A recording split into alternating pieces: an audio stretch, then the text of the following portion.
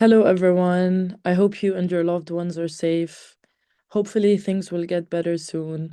Before we get started with the tutorial, I just want to share with you this phrase or statement that's more of a fact, and that is that the hard times will not last forever.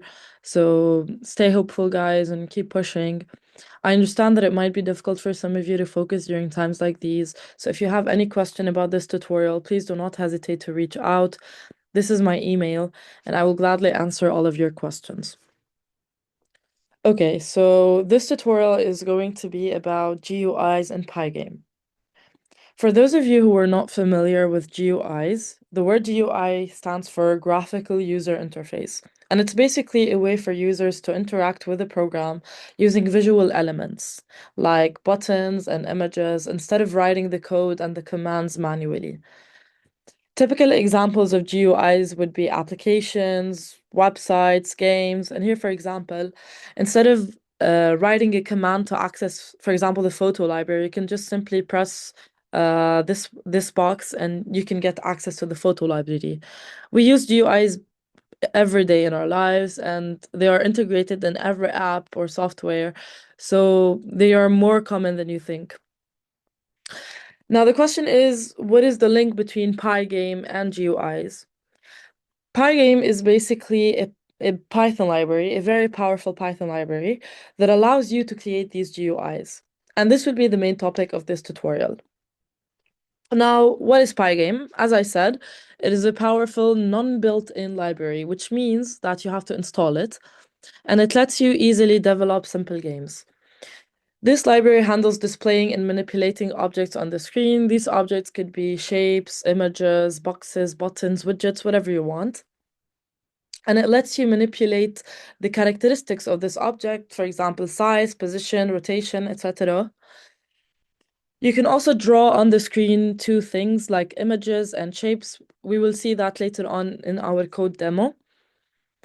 And as we said, it's a non-built-in library. So in order to get access to this library, you need to install it in your terminal. So if you have Windows, just write this command pip install pygame, and if you have Mac OS, just write pip3 install pygame and just wait for a minute and you will get that library. Now, okay, you installed the library and now you want to start designing the game that you want. There are simple steps that you have to follow and that are standard across all the games. Now, the first thing, of course, is that you want to initialize the window. When I say window, I mean the screen that you want to design your game in. This will appear in your desktop and you will be able to display your game over there. So of course, naturally, you want to initialize this window. Now, this window can be big, can be small, depending on how much you want it to be. So the second step is to set the dimensions of this window using this command. When this is just a variable. It could be, for example, screen or anything you want, equal, and then you write in this command. And then you set the width and the height dimensions you want. It could be 100 by 100 or 100 by 800 or 800 by 100, whatever you want. And of course, it's in pixels. And then you want to set the game's clock. What do I mean when I say clock? I mean how fast the game runs. So basically the frame rate of the game. And then following that, you will have your game loop, which is the heart of your code and the heart of the game that you want to design. This will look like a while loop, and we will also see that later on in our demo code. And each game loop differs from the other, of course, depending on what you want your code to do. And then after the game loop, you have this command. This command allows you to show the changes or the modifications that are probably triggered by the user, for example, and keeps updating the screen. And then after you update the screen, you need to set your frame per second. So basically, you want to limit how many times the loop runs per second in order to control the performance of the game. These steps are essential and they are present in every Pygame, no matter what it is. You need these steps. What differs, of course, is, as I said, the game loop. Other than that, these are all standard and you will see them in many different Pygames. Now, as I said previously, you can draw objects onto your screen in Pygame. For example, the most common shapes would be a rectangle and a circle. If you wanna If you want to draw a rectangle or a circle, you can simply use this command, pygame.draw.rectangle, and then here you specify the surface. Usually the surface would be the screen of the game that we want it to be displayed in. The color, one important thing to note is that when you are dealing with colors, you should of course use the RGB codes. And then here you have the X and Y coordinates of the rectangle, so where you want it to be displayed on the screen, and the width and the height dimensions. You can also control the thickness and basically the characteristics of the rectangle. And similarly, the same applies to the circle, but of course, in circles, we're dealing with centers and radii, not in these characteristics. And maybe you don't want to draw any shape. Instead, you want to draw an image. So you use this command to load the image into Pygame, and then you want to draw this image onto the screen. So you use this blitz command, which is basically block image transfer, and you simply draw it on the screen after you determine the X and Y coordinates. So basically, where you want this image to be positioned on your screen. It is important to note that in Pygame, the coordinate system starts at the top left of the screen. So here you can see my mouse. It's on the top left, right? This is where the coordinate system starts. So let's say you want X to be 50 and Y to be 50. So you move like this. X, as we do so naturally in a typical X-axis, 50.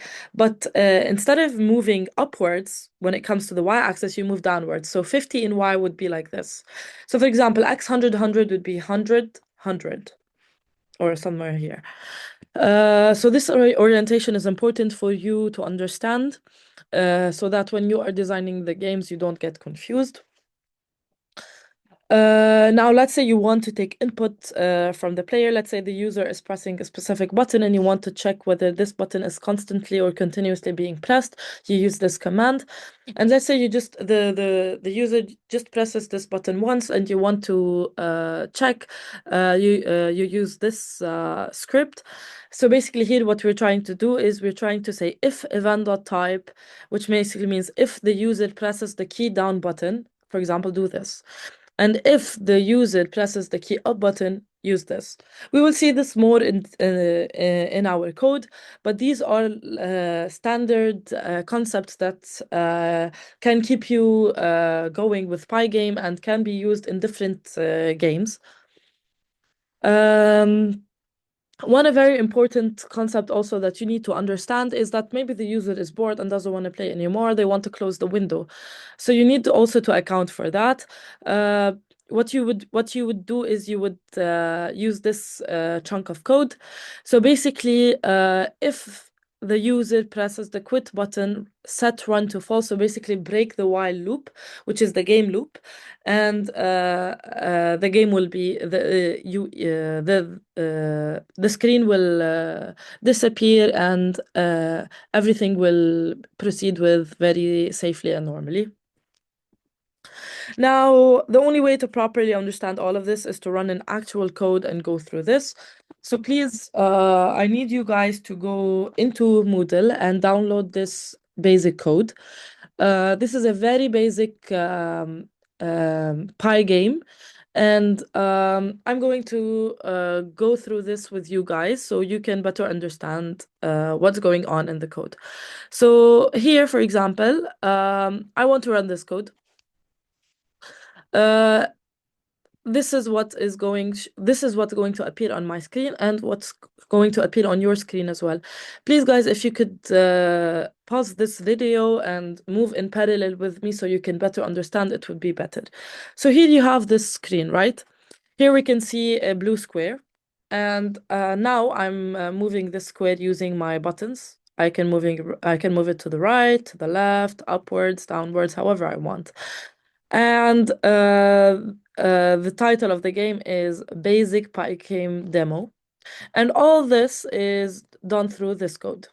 Let's see exactly what happened so that I was able to recreate this.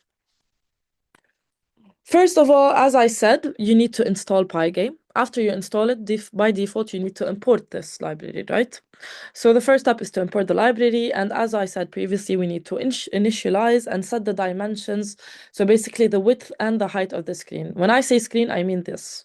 So here I set it to I set the width to 600 pixels and the height to 400 pixels. Let's say I want to change this. I want to set this to, I want it to be bigger. So maybe 800 by 600. And then I run this file again on my terminal.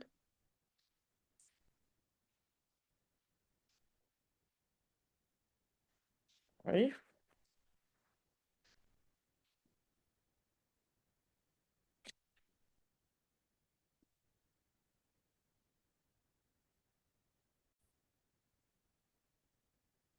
Okay, so let's say, as I said, I wanted to change the dimensions. One thing you should do is you should close the Pygame window before you run it again on the terminal. This is exactly what happened right now with me. So you need to exit the screen and then, for example, run the code again. So here, after I run it again, I can see that the screen is bigger according to the new dimensions I set. Here you can play around with the width and the height, and you can play with many different parameters the way you want to. You can be as creative as you want with this, and this is what makes Pygame very interesting.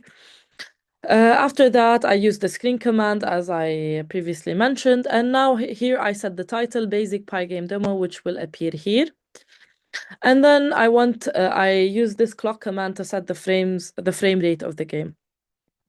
Now I want to set the colors. Here you can see I'm using two main colors, which are white and blue. So here I set the RGB code for white and the RGB code for blue. And here I want to define my player, which is in this case, this blue square. So the starting position would be 50-50. As you can see, it's 50-50. And the speed, so basically how fast this box moves, and the size, which is 40. It could be, you can make it smaller, you can make it bigger. You can play around with this the way you want to. And then we go and dig deeper into the game loop, which is the heart of my code.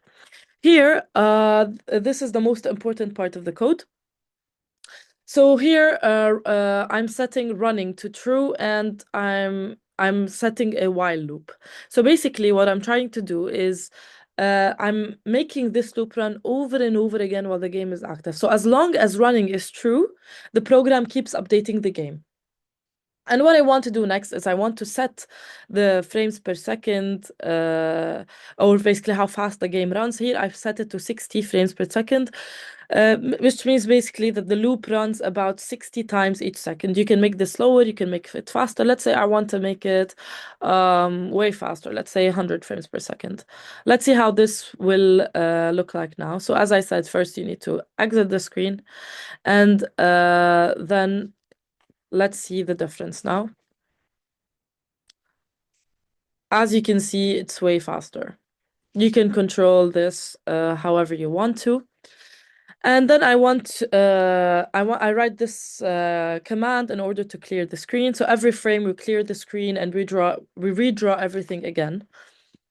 And then you want to check if the player has clicked the close button or the X button.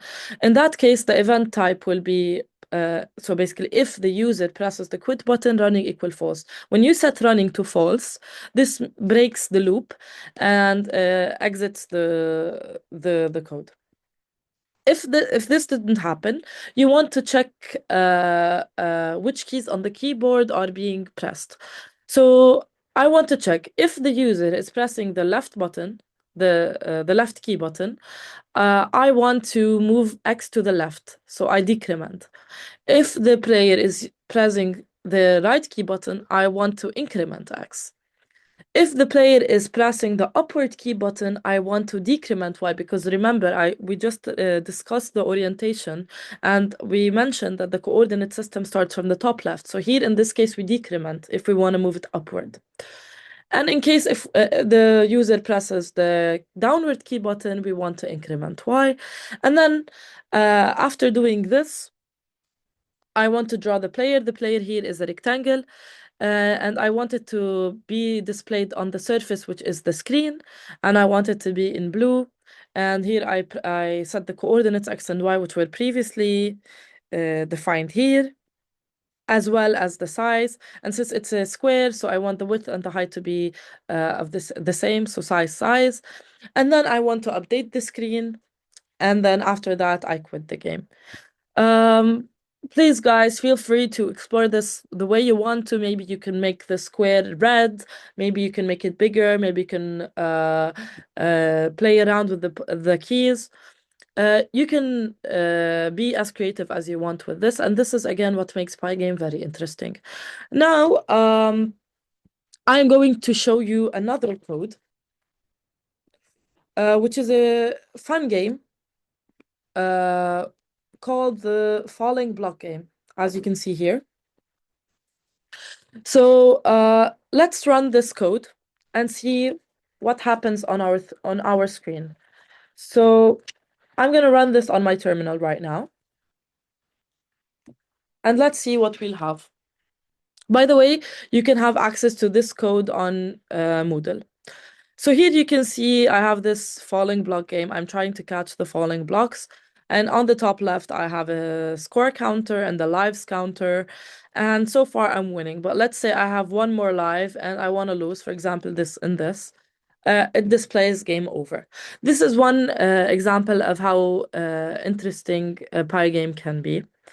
Now let's try to understand this code. So similarly, as we said, first step, you have to import the Pygame library. And in this case, we are generating randomness in this game. So we want to also import the random library. First step, initialize Pygame. This should be now basic to you. And then set the width and the height of the screen, which is this screen. And then set the title of the game, which is in this case, Catch the Falling Block. And then here in this game, I'm using 4 different colors, white, blue, red, and black. So I set their RGB codes. And then I want to define the characteristics of the player, which is this. This is me, in this case, my player. So I want to set the width and the height. I set the width to 100 pixels and the height to 20 pixels. And then I wanted to start in the center. Like once I run the code, I want this to appear in the center of the screen. So one way to do this is by doing this. So first thing, you want to divide the width of the entire screen by 2. So for example, let's say the width of this screen is 800. So half would be 400. And then I want to divide the width of the player by 2. So here in this case, it would be 100 divided by 2, so 50. So I want to do 400 minus 50, which is 350. And I want to locate or position this player at x equal 350. And this will make sure that the player is centered at the center of the player is centered at the center of the screen. This is just one way to do this. And I want it to start slightly above the bottom. So I want the total height minus 50 because, as I said, if you want to go up, you decrement. So this is the total height minus 50. And this is the starting position of the player. And then I set the player speed to 7. And then I want to discuss or define the setup of the falling blocks. So the falling blocks, I want them to be of this size, and then I want them to fall randomly, or basically appear at different starting position each time the game starts along the top of the screen. So here I use the random library and use this random function, and this ensures that the block does not go out of the screen. And then I set this ensures, sorry, that the block doesn't go outside the screen. And then I set the block speed, and I set the counter for the scores of the lives. And here I want to draw text in the game, so I use this line or this command. And as we previously mentioned, this is to control the how fast the game is running. And now here we have the main loop, the heart of the game. So here we discussed all of this. So while running is set to true, keep the game running, and if the player presses the close button, set running to false and exit the loop. Now, what I want to do is first I want to check what keys are being pressed. If the left key button is being pressed, I want to move X to the left, so I decrement, and vice versa if the right key button is being pressed. This is in order to constrain this player from going outside of the screen. So this minimum width minus player width, and then you have player X prevents the player from moving past the right edge, and the max prevents the player from moving past the left edge. Block wipe plus equal block speed. This line basically allows the blocks to move downward at every frame. So basically, it creates the falling motion that you want. Now here starts the core of the game. So let's say the player misses the block. So if in case the player misses the block, so let's say this is the player and the block is here and the player misses the block, that means that the player falls past the bottom of the screen, right? So the y coordinate is bigger or greater than the height of this whole screen. So this means that I missed the block, and that means I lost a life. So I decrement the lives counter. And then after that, this block is the block that fell is reset above the screen and randomly falls from a random position. But let's say I actually do hit the block and I do not miss it. So basically, what this means is that I overlap with this block. I want to gain a point or gain a life. So via code, the way to represent this collision is by doing so.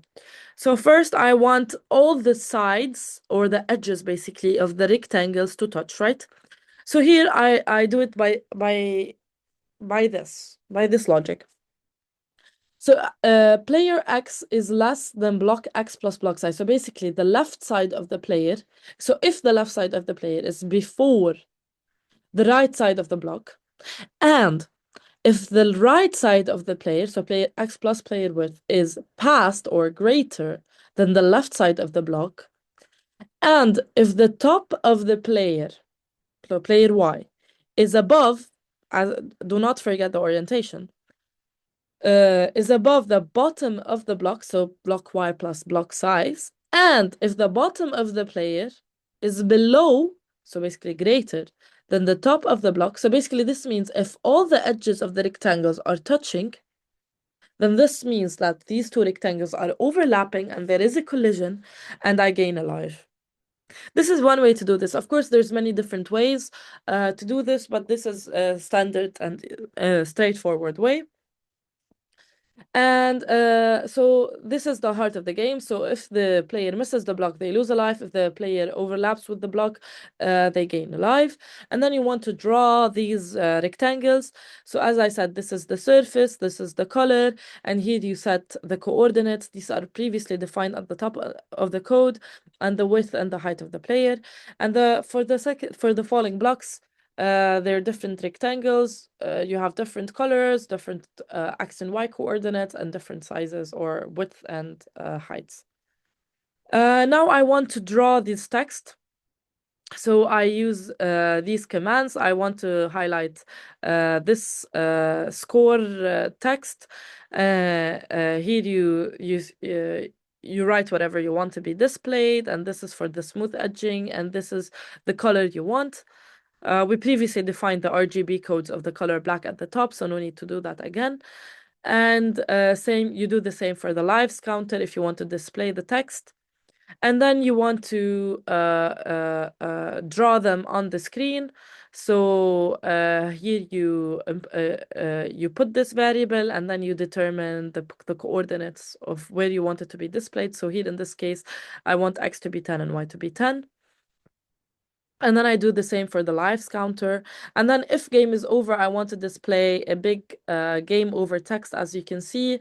And I want its colors to be red. So I put the RGB codes. It's not very bright, so 200 And then I want it to be centered. So as width over 2, so half of the screen minus 100. And then on the Y, I have the height over 2. And then, of course, I keep updating the screen. And then after that, I quit the game. So as you can see, guys, there's many things you can do with Pygame. It has lots of features. And if you want to have fun, feel free to check out these different exercises on Moodle. We have uploaded 8 different games. Right now we went over the falling block game. There's many different games, as you can see, and all of their codes are on Moodle. So feel free to explore. One thing I would recommend you to do is to download the exercise, go over it, run it, try to understand what's going on, variate some parameters. When I say that, I mean, for example, the colors, the speed, the function of the main code. You can add features, you can add levels, sounds, you can display cool, funny text. You can play with this however you want to. And as I told you guys, if you have any questions, please feel free to email me and I will gladly answer all of your questions. This is a really fun module, so be creative and experiment with it. This is the best way you can understand Pygame. Have a great day and have a great week, and hopefully these tough times will pass, and see you soon in EUB.